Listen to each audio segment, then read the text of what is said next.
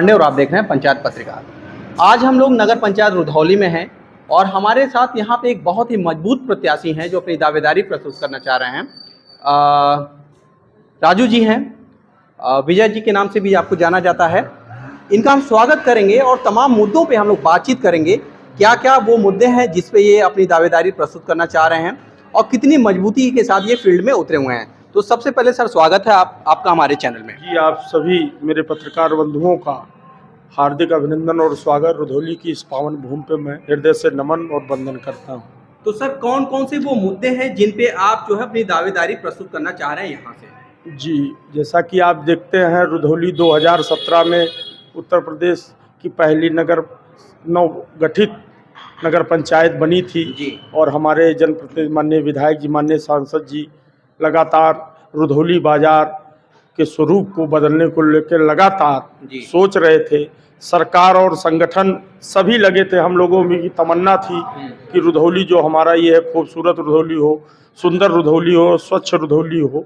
इस सपने को लेकर हमारे जनप्रतिनिधियों ने लगातार प्रयास भी किया और जब पहला यहाँ का नवगठित नगर पंचायत रुधौली का चुनाव हुआ तो हमारे माननीय विधायक जी की धर्मपत्नी श्रद्धेया श्रीमती संगीता प्रताप जायसवाल जी को पार्टी ने उम्मीदवार बनाया और ये अपेक्षा थी कि अगर भाभी जी निश्चित चुनाव जीतेंगी और यहाँ की प्रथम चेयरमैन चुनी जाएंगी तो निश्चित ही सरकार, विधायक और सांसद और संगठन सबके सहयोग से जो ये हम आदर्श नगर पंचायत की भी कल्पना अपने मन में रखे थे वो निश्चित ही साकार होगी, ऐसा हम सबको विश्वास था। लेकिन एन प्रकरण चुनाव के अंतिम समय में कुछ ऐसे मामले लाए गए जिसके नाते हमारी प्रत्याशी को बहुत ही मामूली अंतर से हार का सामना करना पड़ा और उनके द्वारा जो सपने देखे गए, हम लोगों ने जो सपना देखा था कि रुधौली को विकसित, सुंदर और स्वच्छ बनाने का, वो निश्चित ही आज के वर्तमान परिवेश में जो ये 5 वर्ष का समय बीता है पिछला कार्यकाल, उसमें लगभग बहुत सी बातें रहीं जो पूरी नहीं हो सकी।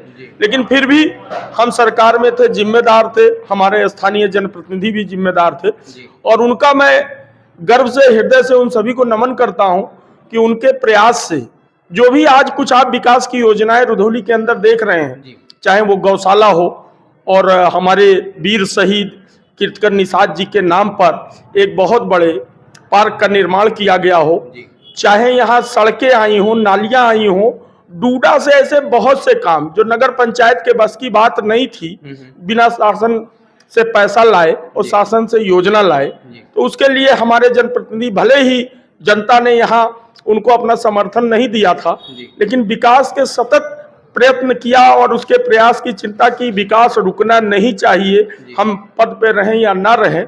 मैं इसके लिए नमन करता हूं उन सभी जनप्रतिनिधियों को और उन्होंने शासन में लगकर तमाम सड़कों का निर्माण, जो निश्चित इन 5 सालों में नहीं हो सकता था, लेकिन बिना किसी भेदभाव के, भले ही चेयरमैन कोई दूसरा था, जनता हमारी है, हम जनता के हैं, इस मूल मंत्र पे उन लोगों ने बहुत अच्छा खासा बजट लाके और इस क्षेत्र का विकास कराया। लेकिन फिर भी मैं आज भी संतुष्ट, हमको इस बात की नहीं हो रही है, मैं संतुष्ट पूरी तरीके से नहीं हूं कि वास्तव में अगर 5 साल का ये मौका जनता ने चेयरमैन के रूप में दिया होता तो निश्चित ही सरकार भी इस पर विशेष ध्यान देती और दलीय निष्ठा आती और जनप्रतिनिधि भी लगते।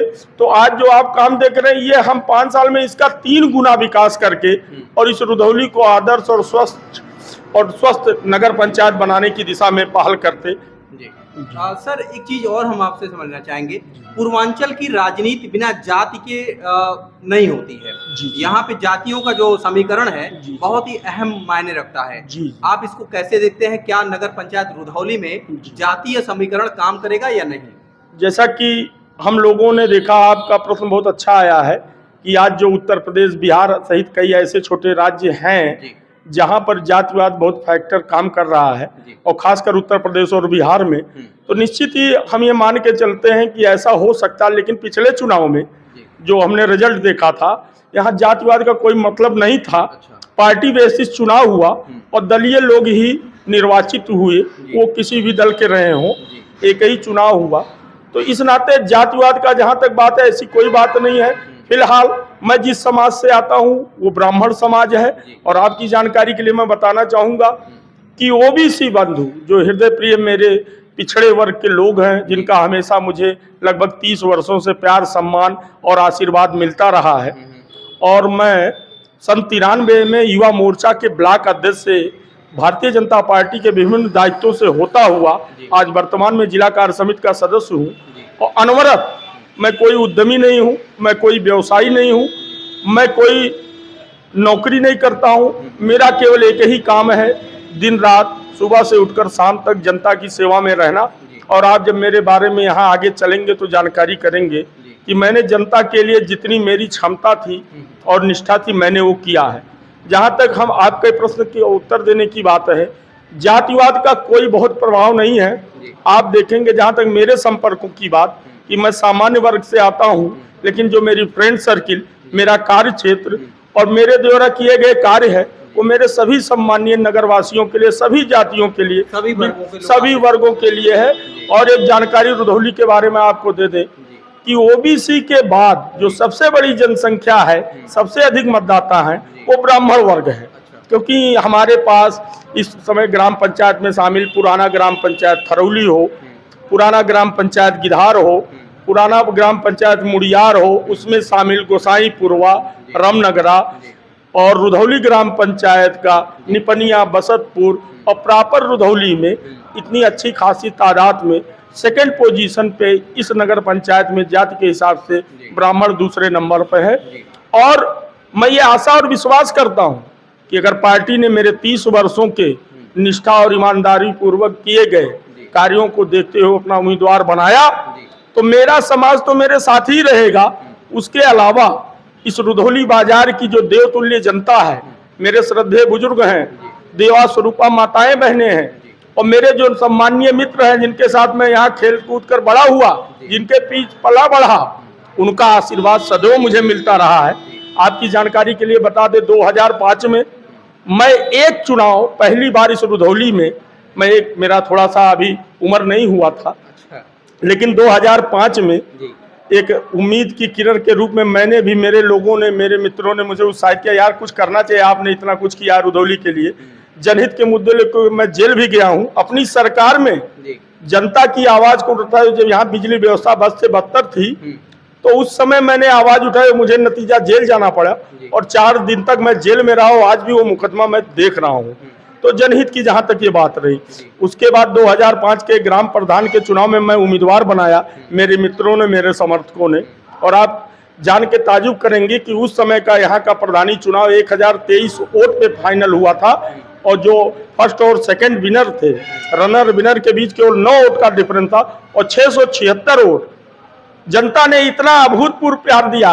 एक बात आई थी जमींदारी प्रथा की, एक बात आई थी बड़े लोगों की, उसके बाद भी मेरे साथ कोई बैकग्राउंड नहीं था। मैं सामान्य परिवार का सामान्य व्यक्ति था, एक भारतीय जनता पार्टी का सच्चा सिपाही था, और भाजपा की सेवा करते हुए मुझे 676 वोट प्राप्त हुए थे 2005 में, और प्रधानी 1023 वोट पे केवल 9 वोटों से फाइनल हुई थी। तो मुझे ये लगता है कि अगर पार्टी ने मेरे 30 वर्षों के निष्ठा और ईमानदारी को देखते हुए मेरी पत्नी, क्योंकि ये महिला सीट हो गई है, अगर मेरी पत्नी श्रीमती अलका को उम्मीदवार बनाया तो मैं आशा और विश्वास के साथ ये बात पार्टी और सभी अपने ज्येष्ठ श्रेष्ठ जनों से कह सकता हूं कि मैं निश्चित ही यहाँ से विजय पताका फहरा के पार्टी की झोली में दूंगा, ये मुझे विश्वास है। सर, एक चीज हम समझना चाहेंगे आपसे, नगर पंचायत की जो मूलभूत सुविधाएं होती हैं, अगर एक आदर्श नगर पंचायत की हम बात करें तो अभी क्या कुछ यहाँ पे इस नगर पंचायत को मिल पाया है और क्या कुछ अभी कमियां रह पाई हैं, जिसके बारे में आप लोग अपना नया विजन लेकर चल रहे हैं? जी, बहुत अच्छा प्रश्न था। निश्चित ही पहले तो मूलभूत आवश्यकताएं किसी भी क्षेत्र के नागरिकों की है, शिक्षा, स्वास्थ्य, बिजली, पानी, सड़क। हमारे 15 वार्ड हैं रुधौली के अंदर। 15 वार्ड में बहुत से ऐसे वार्ड हैं कि वास्तव में उन तक अभी विकास की ये नाली, सड़क, बिजली, पानी, स्वास्थ्य, शिक्षा नहीं पहुंच पाया, उसका अभाव है, जो अभी तक हमको देखने में आ रहा, जो मैं डेली क्षेत्र में निकल रहा हूँ और जिन समस्याओं से डेली मैं रूबरू हो रहा हूँ, तो वो मुझे दिखाई पड़ रहा है कि वास्तव में जैसा विकास होना चाहिए था इन पिछले 5 वर्षों में नहीं हो पाया।